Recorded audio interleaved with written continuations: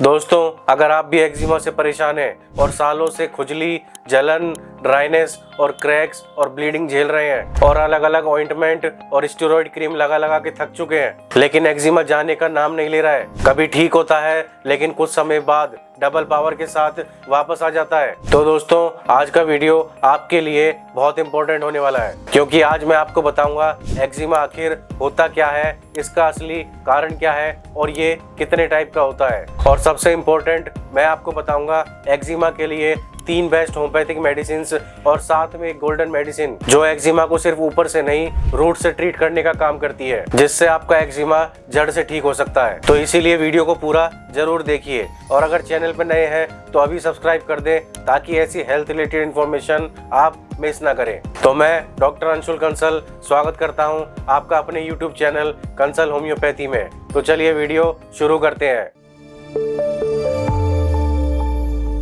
दोस्तों, एक्जिमा, जिसे हम डर्मेटाइटिस भी कहते हैं और जिसे देसी भाषा में हम छाजन भी बोलते हैं, ये एक तरह का स्किन इन्फ्लेमेटरी डिसऑर्डर है जिसमें हमारी स्किन लाल हो जाती है, रफ और अनहेल्दी लगती है और बहुत ज्यादा इचिंग होती है। और कुछ केसेस में स्किन बहुत ज्यादा ड्राई हो जाती है, वहाँ पे गहरे गहरे क्रैक्स पड़ जाते हैं और वहाँ की स्किन फटने लगती है। और कुछ केसेस में छोटे छोटे दाने भी हो जाते हैं जिसमें पानी या पस भरा रहता है, जिसमें बहुत ज़्यादा खुजली होती है। इसमें इतनी खुजली होती है कि एक्जिमा से परेशान व्यक्ति वहाँ से खून तक निकाल लेता है। और वैसे तो ये छोटे एरियाज तक लिमिटेड होती है, जैसे हाथों में, पैरों में या सिर में, लेकिन कभी कभी ये पूरी बॉडी में भी फैल सकती है। अब सबसे इम्पोर्टेंट सवाल आता है कि आखिर एक्जिमा होता क्यों है और क्यों कुछ लोगों का एक्जिमा सालों तक ठीक ही नहीं होता, दुनिया भर की ऑइंटमेंट लगाने के बाद भी। तो दोस्तों, सबसे पहले ये समझना बहुत जरूरी है कि एक्जिमा सिर्फ कोई स्किन की बीमारी नहीं है, ना ये किसी और से होती है, क्योंकि ये अंदर से शुरू होने वाली इम्यून सिस्टम की प्रॉब्लम है जो स्किन पर दिखाई देती है। यानी कि जब आपका इम्यून सिस्टम आपकी खुद की बॉडी को अटैक करने लगे, ये तब स्किन पे दिखाई देती है। और अगर इसके कारणों के बारे में बात करें कि आखिर ऐसा होता क्यों है, तो इसके मेनली 3 कारण होते हैं, जिसमें सबसे पहला है जेनेटिक फैक्टर। यानी कि अगर आपके घर परिवार में कभी किसी को एक्जिमा, एलर्जिक राइनाइटिस, अस्थमा या सीजनल एलर्जी जैसी परेशानी रही हो, तो आप में भी एक्जिमा होने के चांसेस काफी ज्यादा हो जाते हैं। इसका मतलब ये हुआ कि एक्जिमा जेनेटिक भी हो सकता है, जो बचपन से और बाद में लाइफ की किसी भी स्टेज पर ट्रिगर कर सकता है। दूसरा रीजन है एक्जिमा होने का फिलेग्रिन प्रोटीन की कमी। दोस्तों, हमारी स्किन में एक फिलेग्रिन नाम का प्रोटीन होता है जो हमारी स्किन को मॉइस्चराइज रखने का और स्किन के बैरियर को स्ट्रॉन्ग रखने का काम करता है, जिससे बाहर के जर्म्स, बैक्टीरिया, एलर्जन अंदर ना घुस पाए।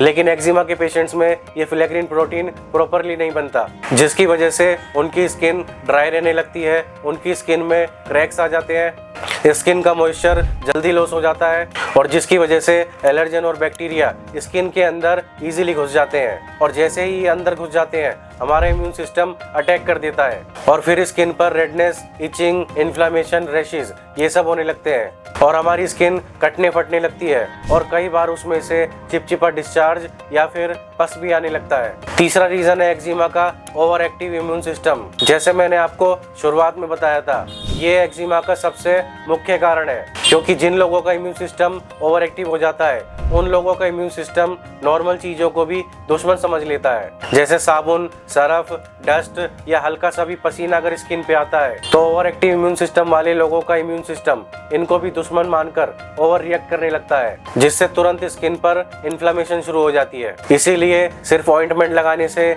सिर्फ क्रीम या मॉइस्चराइजर लगाने से एक्जिमा परमानेंटली ठीक नहीं हो पाता, क्योंकि जब तक इम्यून बैलेंस सही नहीं होगा तो एक्जिमा बार बार वापस आता रहेगा। तो इसीलिए ये क्रीम और ऑइंटमेंट वगैरह सिर्फ थोड़ी देर के लिए खुजली और रेडनेस में आराम देते हैं, लेकिन उसे कभी ठीक नहीं कर पाते। और अगर आप इसको बहुत लंबे समय तक रेगुलर लगाते रहेंगे तो आपकी स्किन और पतली हो जाएगी और जिस दिन लगाना छोड़ देंगे, एक्जिमा डबल पावर से वापस आएगा। अब दोस्तों, मैं आपको कुछ ऐसी चीजें बताता हूँ जो अगर आपको एक बार एक्जिमा हो गया, उसके बाद एक्जिमा को और भड़का देती है। तो सबसे पहला है सोप और डिटर्जेंट। अगर आप एक्जिमा होने के बाद भी साबुन और सरफ का रेगुलर इस्तेमाल करते रहते हैं, तो इनके हार्श केमिकल्स स्किन बैरियर को ज्यादा तोड़ देते हैं, जिससे आपके एक्जिमा की कंडीशन और वर्स हो जाती है। तो इसीलिए अगर आपको भी एक्जिमा हो गया है तो सबसे पहले ज़्यादा सर्फ साबुन का इस्तेमाल करना बंद कर दें। दूसरा, कुछ खाने पीने की चीज़ें भी हैं जो आपके एक्जिमा को और बढ़ा सकती हैं, जैसे डेयरी प्रोडक्ट्स, एग, नॉनवेज, बादी सब्जियां जैसे बैगन, फूल गोभी, अरवी, भिंडी, पालक, ये सब चीज़ें भी एक्जिमा को और बढ़ा देती हैं। तीसरा, कुछ एक्जिमा के पेशेंट्स में एक्सट्रीम वेदर जैसे ज़्यादा ठंडी, ज़्यादा गर्मी या लो ह्यूमिडिटी, ये सब भी एक्जिमा को और बढ़ा देती है।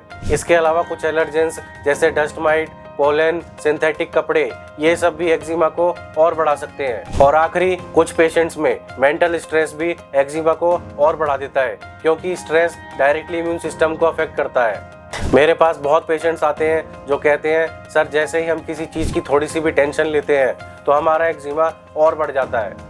तो दोस्तों, अब आपने इसका कारण समझ लिया। अब हम जानते हैं कि ये कितने प्रकार के होते हैं। अब दोस्तों, एक और बहुत बड़ी गलती जो लोग बाग करते हैं वो ये कि वो समझ लेते हैं कि एक्जिमा सिर्फ एक ही टाइप का होता है, जबकि रियलिटी ये है कि एक्जिमा के भी कई अलग अलग टाइप होते हैं और हर टाइप का पैटर्न, जगह और सिम्टम्स सब कुछ अलग होते हैं। इसीलिए हर एक्जिमा में सेम क्रीम या सेम मेडिसिन काम नहीं करती। तो चलिए फिर जानते हैं इसके टाइप्स के बारे में। इसमें सबसे पहला टाइप है एटोपिक डर्मेटाइटिस, जो सबसे कॉमन टाइप है और ये यूजुअली फैमिली हिस्ट्री से जुड़ा होता है और ये बचपन से लेकर एडल्ट लाइफ तक चलता है। और इस टाइप के पेशेंट्स में अक्सर अस्थमा, एलर्जिक राइनाइटिस या सीजनल एलर्जी जैसी प्रॉब्लम्स भी होती है और ये उम्र के हिसाब से जगह बदलता है। जैसे 0 से 2 साल के बच्चों में ये चीक्स, स्कैल्प या फोरहेड पे होता है और 3 से 18 साल के बच्चों में ये एल्बो के बैंड्स या घुटनों के पीछे, गर्दन, रिस्ट और एंकल पे होता है। और एडल्ट्स में ये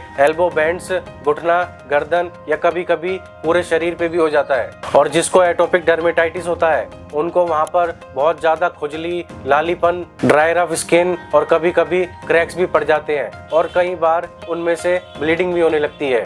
दूसरा टाइप है कॉन्टैक्ट डर्मेटाइटिस। जैसे नाम से ही क्लियर है, कॉन्टैक्ट डर्मेटाइटिस तब होता है जब स्किन किसी चीज के कांटेक्ट में आती है। और इसके भी 2 टाइप्स होते हैं। पहला, एलर्जिक कॉन्टैक्ट डर्मेटाइटिस। इसमें स्किन किसी चीज से एलर्जी डेवलप करती है, जैसे मेटल, परफ्यूम, हेयर डाई या फिर नेल पॉलिश। और इस टाइप में रेडनेस, इचिंग और स्वेलिंग भी आ जाती है। और दूसरा टाइप है इसका इरिटेंट कॉन्टैक्ट डर्मेटाइटिस। इसमें एलर्जी नहीं होती बल्कि किसी केमिकल से डैमेज होता है, जैसे डिटर्जेंट, सोप, ब्लीच, फिनाइल या फिर किसी एसिड से। और ये ज्यादातर हाउसवाइफ, क्लीनर या फैक्ट्री वर्कर्स में ज्यादा देखा जाता है। और इस टाइप की एक्जिमा में स्किन का जलना, रूखापन, क्रैक्स और स्किन वहां से उखड़ने लगती है। तीसरा टाइप है सीबोरिक डर्मेटाइटिस। ये टाइप उन जगहों पे ज्यादा होता है जहाँ पे ऑयल ग्लैंड्स ज्यादा एक्टिव होते हैं, जैसे स्कैल्प यानी कि सिर में, आंखों की पलकों में, आईब्रोज में, चेस्ट में, नोज के साइड पे या फिर कान के पीछे ये ज्यादा देखने को मिलता है। और इस टाइप के एक्जिमा में डैंड्रफ जैसी ग्रीसी या पीले कलर की पपड़ी निकलती है और इसमें खुजली भी होती है लेकिन कम होती है। चौथा टाइप है डायसिड्रोटिक एक्जिमा। ये हाथों का और पैरों का एक्जिमा होता है, यानी कि या तो ये हाथ पे होगा या फिर आपके पैरों पे होगा, जैसे हाथ के तलवों पे, पैरों के तलवों पे या उंगलियों के साइड्स में। और इसमें जो सबसे पहचानने वाला साइन होता है वही होता है कि आपको इसमें छोटे छोटे स्मॉल ब्लिस्टर्स दिखाई देंगे।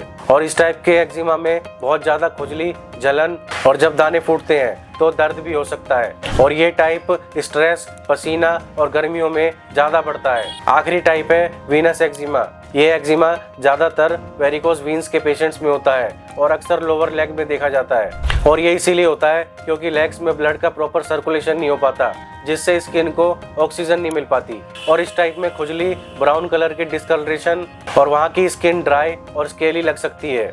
और ये अगर टाइम पे ट्रीट ना किया जाए तो लेग अल्सर तक डेवलप हो जाते हैं। अब दोस्तों, जब हमने एक्जिमा के बारे में सब कुछ जान लिया है तो बात करते हैं होम्योपैथी की, कि कैसे होम्योपैथिक एक्जिमा के लिए बिल्कुल जेंटल, सेफ और लॉन्ग टर्म ट्रीटमेंट देती है।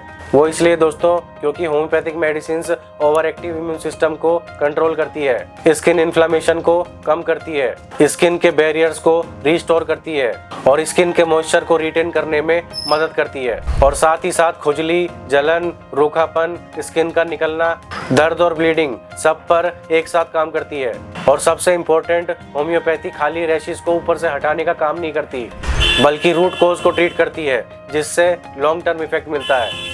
तो चलिए फिर जानते हैं उन होम्योपैथिक मेडिसिन के बारे में जो एक्जिमा के लिए बहुत ही इफेक्टिव है। वैसे तो दोस्तों होम्योपैथी में एक्जिमा के लिए बहुत सारी मेडिसिन हैं, लेकिन 3 ऐसी मेडिसिन हैं जो बहुत ही इफेक्टिवली काम करती है एक्जिमा में और जो रेगुलरली यूज की जाती है और जिसको मैं अपने पेशेंट्स को रेगुलर जरूर देता हूँ। और उसमें सबसे पहली मेडिसिन है ग्रेफाइटिस। ग्रेफाइटिस दोस्तों एक्जिमा के लिए वर्ल्ड में टॉप मेडिसिन में से एक है और ये ड्राई एक्जिमा और मॉइस्ट एक्जिमा सब में काम करती है। यानी कि अगर आपकी स्किन जहाँ पर एक्जिमा हुआ है बहुत ज़्यादा रफ हो गई है, वहाँ पे क्रैक्स आ गए हैं, या फिर अगर आपके एक्जिमा में से चिपचिपा डिस्चार्ज आ रहा है, तो ये सब चीज़ों में बहुत ही इफेक्टिवली काम करती है। फिर चाहे एक्जिमा शरीर के किसी भी हिस्से पे हो, ये हर जगह बहुत ही इफेक्टिव काम करती है। तो आप ग्रेफाइटिस 200 पावर की मेडिसिन 4 बूंद डायरेक्ट टंग पर दिन में 2 बार इस्तेमाल कर सकते हैं। दूसरी मेडिसिन है जो एक्जिमा में रेगुलर यूज होती है, वो है सल्फर। सल्फर मेडिसिन दोस्तों बहुत ही इफेक्टिव मेडिसिन है एक्जिमा के लिए, जिन एक्जिमा पेशेंट्स को बहुत ज़्यादा खुजली रहती है। तो ये खुजली को कम करने के लिए बहुत ही इफेक्टिव है और ये साथ में एक्जिमा को भी ख़त्म करती है। तो अगर आपके एक्जिमा में आपको बहुत ज़्यादा खुजली रहती है तो आप सल्फर 200 पावर की दवाई दिन में 2 बार 4 बूंद डायरेक्ट टंग पर ले सकते हैं। और तीसरी मेडिसिन है मिजेरियम।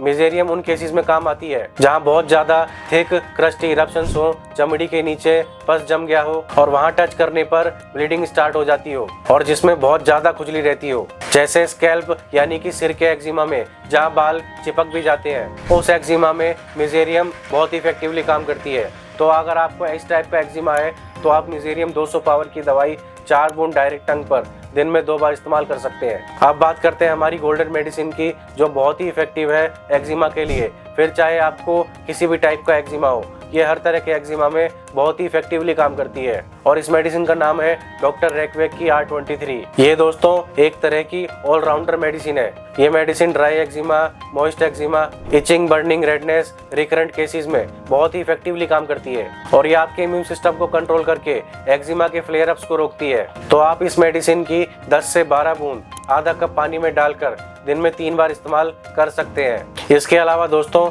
मेडिसिन के साथ साथ कुछ लाइफस्टाइल चेंजेस भी फॉलो कीजिए ताकि आपका एक्जिमा और जल्दी कंट्रोल हो सके। जैसे जितना हो सकता है सर्फ और साबुन को अवॉइड करें, हमेशा कॉटन के कपड़े पहने, स्किन को ड्राई ना होने दें और जंक फूड्स को अवॉइड करें और साथ ही साथ स्ट्रेस को भी मैनेज करें। और जहाँ पर एक्जिमा हुआ है वहाँ पे नाखूनों से ना खुजाएं, इससे एक्जिमा और बढ़ जाता है। तो अगर आप इन छोटी छोटी चीज़ों का भी ध्यान रखेंगे तो आपका एक्जिमा और जल्दी ठीक हो जाएगा। और इसके अलावा अगर आप कुछ जानना चाहते हैं या अपना ट्रीटमेंट करवाना चाहते हैं तो आप स्क्रीन पर दिए गए नंबर पर हमसे कंसल्ट भी कर सकते हैं। बाकी कमेंट करके बताइए आपको वीडियो कैसा लगा और वीडियो पसंद आया हो तो लाइक, शेयर और चैनल को सब्सक्राइब जरूर करें। तो मैं डॉक्टर अंशुल कंसल आज के लिए आपसे विदा लेता हूं और मिलता हूं अपनी नेक्स्ट वीडियो में। तब तक के लिए स्वस्थ रहिए, खुश रहिए, हंसते रहिए, अपनी स्किन का ध्यान रखिए और याद रखिए एक्जिमा बिल्कुल सही हो सकता है, लेकिन सिर्फ सही ट्रीटमेंट चाहिए।